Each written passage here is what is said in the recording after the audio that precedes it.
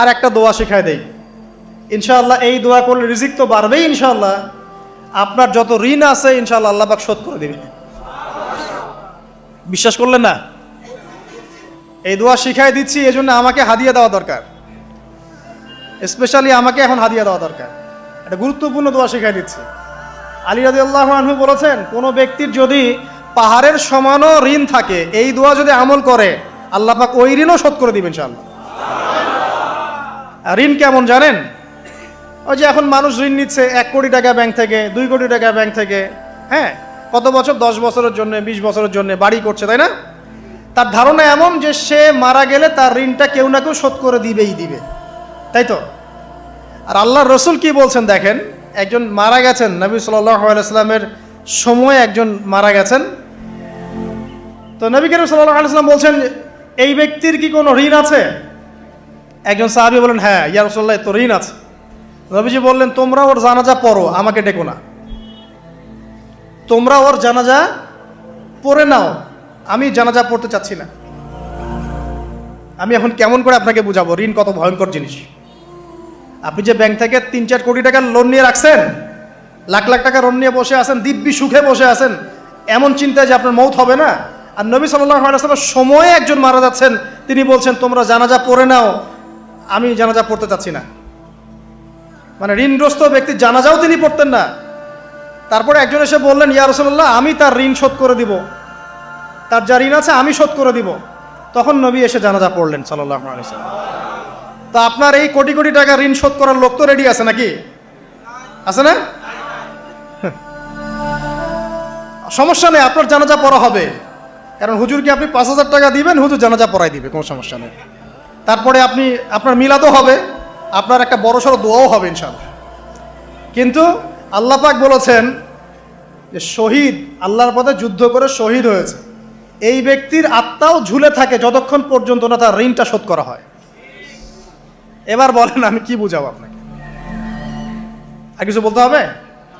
তো এখন সেই দোয়া শিখাচ্ছি আপনাদেরকে, যে দোয়া শিখলে আপনারা ঋণ থেকে বাঁচবেন ইনশাআল্লাহ।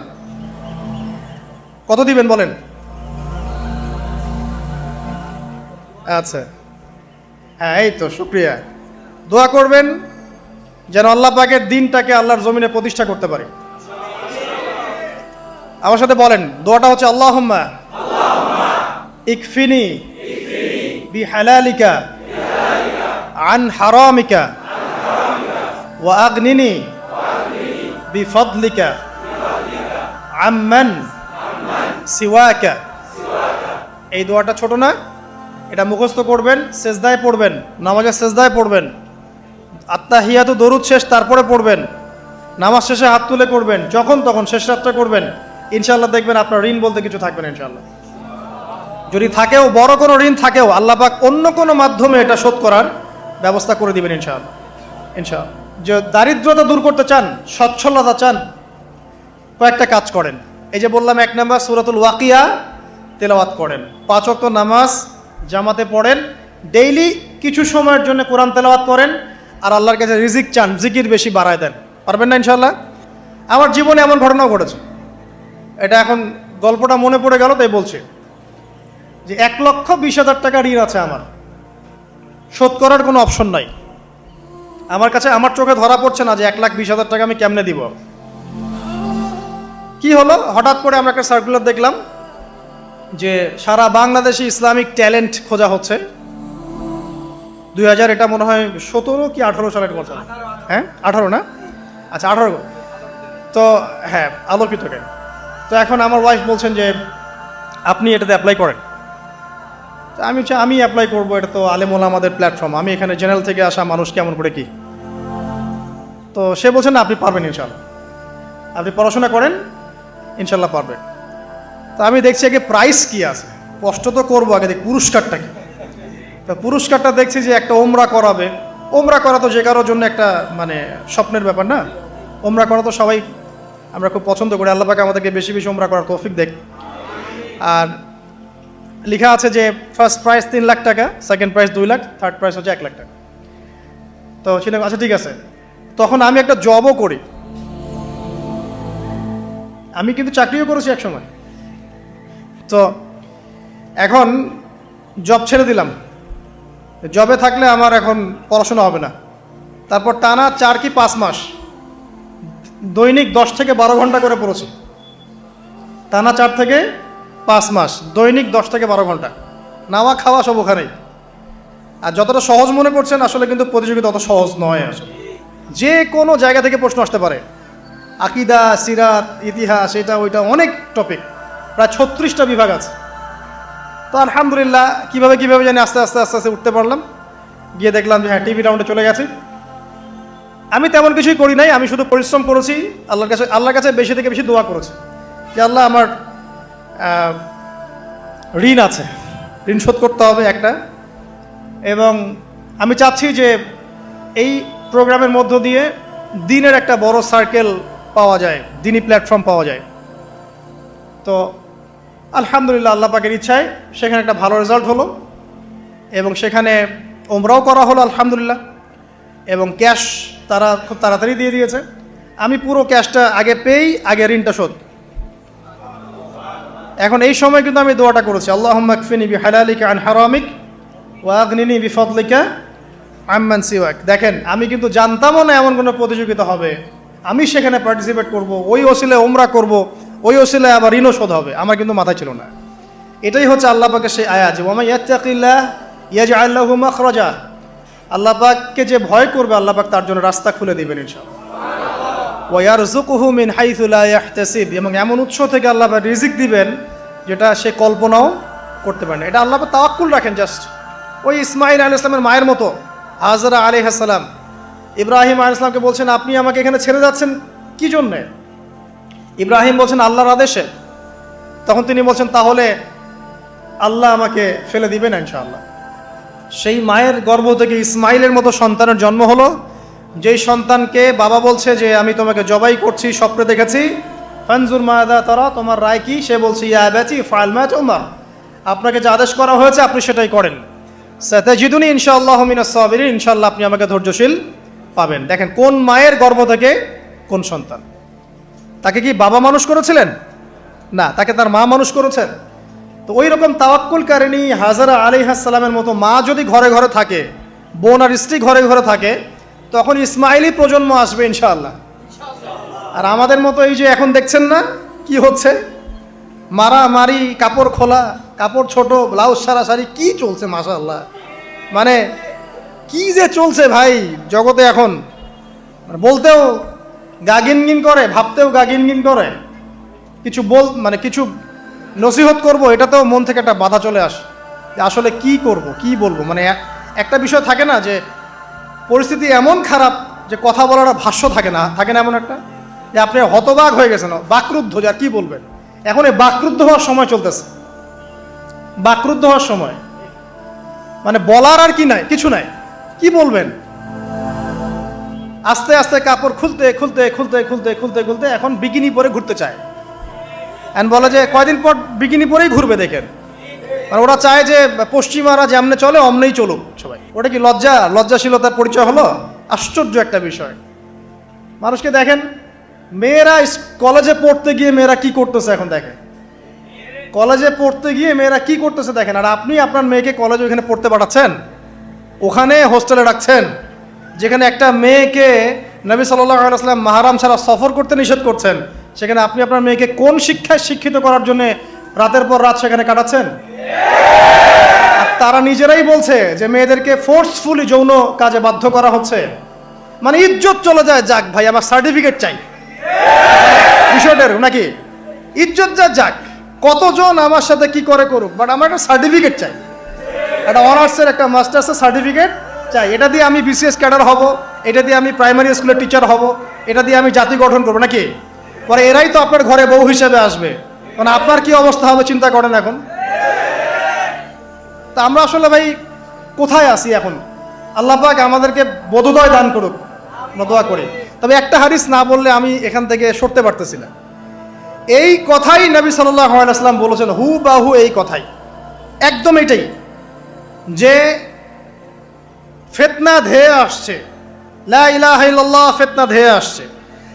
তার স্ত্রী জাইনাব বিনতে জাহাশ তিনি বলছেন, ইয়া রাসূলুল্লাহ সাল্লাল্লাহু আলাইহি ওয়াসাল্লাম, আনুহলিকু ওয়া ফিনা সালিহুন, আমাদের মধ্যে সৎ মানুষগুলো থাকা সত্ত্বেও কি আমরা ধ্বংস হয়ে যাব? সুন্দর প্রশ্ন না? নবীজি বলছেন নাম, তোমরা ধ্বংস হয়ে যাবে। ইদা কাসুরাতিল খাবাস, যখন এরকম নগ্নতা, বেহায়াপনা, অশ্লীলতা ছড়িয়ে পড়বে, তখন সৎ অসৎ, আলেম জালেম সব ধ্বংস হয়ে যাবে। জাতি গঠন করবেন, সব ধ্বংস। আল্লাহ পাকের গজব সময়ের ব্যাপার মাত্র। আল্লাহ পাক শুধু আসমানি বালাই দেন না, জমিনি বালাও দিতে পারেন। আল্লাহ পাক মুসলিমে ফাসাদ লাগিয়ে দিতে পারেন। আল্লাহ পাক বহিঃশত্রুকে আপনার উপর চাপিয়ে দিতে পারেন। আল্লাহ পাক দুর্ভিক্ষ দিতে পারেন। আল্লাহ পাক মহামারী দিতে পারেন। আল্লাহ পাক কুন বললে ফায়াকুন হতে পারে। সে আল্লাহকে ভুলে গিয়ে এইসব প্রগতিশীলতার নামে যখন নগ্নতার চর্চা হচ্ছে, অশ্লীলতার চর্চা হচ্ছে, আর আমরা এগুলো সব মুখ বুঝে সহ্য করছি, মাদক, পর্ন, জেনা, ব্যভিচার সব চলছে চোখের সামনে, আমরা কিচ্ছু বলার নাই, সুদ ঘুষ সব চলছে। এটা সময়ের ব্যাপার যে আল্লাহ পাকের গজব কখন আসবে। আর যখন আসবে, আলেম জালেম কাউরে ছাড়বে না ইনশাআল্লাহ। আমারে আপনারে কাউরে ছাড়বে না ইনশাআল্লাহ, দেখে নিয়ে। আরেকটা কথা নবীজি বলছেন, দুই শ্রেণীর মানুষ আসবে কিয়ামতের আগে আগে, আমি দেখি নাই। তখন সাহাবীরা বলছেন, কারা ইয়া রাসূলুল্লাহ? একজন বলছেন, এক শ্রেণী হচ্ছে এমন এক শ্রেণীর পুরুষ। কারা এরা? পুরুষ যাদের হাতে লম্বা লম্বা লাঠি থাকবে, লাঠি, এই লাঠি দিয়ে তারা মানুষকে পিটাবে। কি আপনারা বুঝতে পারেন না কারা? আপনি নিজেও তার মধ্যে আছেন, আপনার ভাইও তার মধ্যে আছে।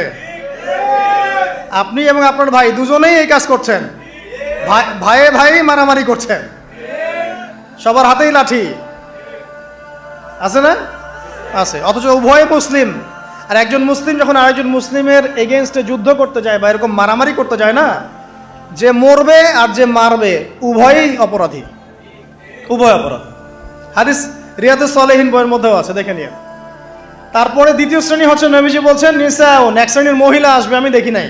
মানে ওই যুগে ছিল না, আইয়ামে জাহেলিয়াতের বর্বর যুগেও এরকম মেয়ে ছিল না। তার মানে বুঝতে পারছেন, আইয়ামে জাহেলিয়াতের যে যুগটাকে এখন বর্বর বলে না, বর্বর, সেকেলে, মধ্যযুগীয় এইসব কথা বলে না, ওই যুগেও এই মানুষগুলো ছিল না। তার মানে নবীজি বলছেন আমি দেখিনি, লাম আরাহুমা, আমি ওদেরকে দেখি নাই। তারা কারা? নিসাউন, এক শ্রেণীর মহিলা, কাসিয়াতুন আরিয়া, যারা কাপড় পরবে বাট নগ্ন থাকবে, কাপড় পরবে কিন্তু নগ্ন থাকবে। মুমিলাত মাইলাত, নিজেও মানুষকে আকৃষ্ট করবে আবার নিজে আকৃষ্টও হবে। তারা জান্নাতে যাবেও না, জান্নাতের গন্ধও পাবে না। নেন এবার এখন দেখেন, একটু ভেবে দেখেন যে আমার ঘরে কি সেরকম মেয়ে আছে কি না, আমার ঘরে সেরকম বোন আছে কি না, আমার ঘরে তেমন ওয়াইফ আছে কি না। এখন যদি আপনি আল্লাহ এবং তার রাসূলকে সর্বোচ্চ অগ্রাধিকার দেন, আল্লাহর ওয়াস্তে ওদেরকে ঠান্ডা মাথায় বোঝানোর চেষ্টা করেন, বোঝান যে তাদের ফাংশনটা কি, দুনিয়াতে ওদের ফাংশন কি, দুনিয়াতে মেয়েদের ফাংশনটা কি, একটা পরিবারে একটা মেয়ের ফাংশন কি, স্বামী স্ত্রীর সম্পর্কের মধ্যে মেয়ের ভূমিকা কি, স্ত্রীর ভূমিকা কি, এগুলোকে বুঝান।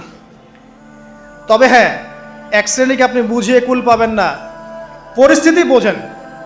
পরিস্থিতি বুঝলে আমাদের করণীয় বের হয়ে আসবে।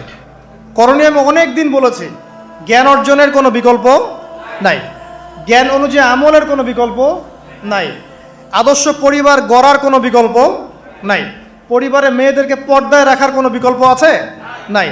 এমনকি আমাদের ছোট ছোট ছেলে মেয়ে যারা এখন জন্ম নিয়েছে, এদেরকেও ছোটবেলা থেকেই ইসলামের অনুশাসন দিতে হবে, না হলে বড় হয়ে বিগড়ে যাবে। এরা বিগড়াবে না? চতুর্দিকে ফিতনা, এরা তো বিগড়ে যাবেই। হালাল রিজিকের কোনো বিকল্প নাই। দ্বীনের জ্ঞান অর্জন করে দ্বীনী মানুষদের সাথে থাকার কোনো বিকল্প নাই। একা একা থাকতে যাবেন না, দ্বীনের বুঝ আছে এমন মানুষদের সাথে থাকবেন, একসাথে থাকবেন। যেখানেই থাকেন, যে নামেই হোক, একসাথে থাকেন, যে নামেই হোক। ইসলামে তো অনেক দলাদলি আছে না? আচ্ছা হোক, এটা নিয়ে এখন কথা বলার দরকার নাই। যে কোনো ব্যানারেই হোক থাকেন, অ্যাটলিস্ট আপনি ভালো মানুষদের সাথে থাকেন, এটা ভালো হবে ইনশাআল্লাহ। আল্লাহ চাইতে দেখবেন সবার মাঝে একসময় ঐক্য দিয়ে দিতে পারেন, আল্লাহ পারেন না? আর যারা ইন্টেনশনালি উম্মার ঐক্যের বিরোধী, এদেরকে আল্লাহ পাক ধ্বংস করে দিবেন ইনশাআল্লাহ, সমস্যা নেই। কারণ আল্লাহ বলে তো একজন আছেন, তিনি সব দেখেন ইনশাআল্লাহ। আর হচ্ছে আপনার জ্ঞানটাকে ইসলামের কল্যাণে কাজে লাগান, আপনার সম্পদ, আপনার জানমাল, এটাকে ইসলামের কল্যাণে কাজে লাগান, দ্বীনের প্রচার প্রসার করতে থাকেন। আক্রমণাত্মক হবেন না, শৈথিলতাবাদীও হবেন না, চরমপন্থী হবেন না, আবার এই যে গোলালু মার্কাও হবেন না। গোলালো কি মানে সব তরকারিতেই চলে। যখন দেখবে যে একটা বিষয় আসছে, আস্তে করে পাশ কেটে এমন একটা বিষয় নিয়ে কথা বলা শুরু করবে যেটার সাথে এখনকার বিষয়ের কোনো সম্পর্ক নেই। দেখবেন যে পুরো বিশ্বে একটা বিষয় চলছে, দেশে একটা বিষয় নিয়ে গরম, তখন দেখবেন কথা হচ্ছে মেয়েরা নেল পালিশ দিতে পারবে কিনা। আরে সুশ্রী মার্কে ইসলাম নিয়ে চলার দরকার নেই। যখন যেটা সামনে আসবে এটা ফেস করতে হবে, এবং সেটা চরম পন্থায় না, আক্রমণাত্মকভাবে না, মানুষকে হিকমার সাথে নসিহতের সাথে ঠান্ডা মাথায় যুক্তি প্রমাণ দিয়ে বুঝাতে হবে। এরপর যারা বুঝবে আলহামদুলিল্লাহ, যারা বুঝবে না এদের দায়িত্ব কারো হাতে? আল্লাহর হাতে। আল্লাহ পাক হয় গজবে শেষ করবেন, না হলে আল্লাহ পাক চাইলে হেদায়েতও দিতে পারে, এটা আল্লাহ পাকের ইখতিয়ার।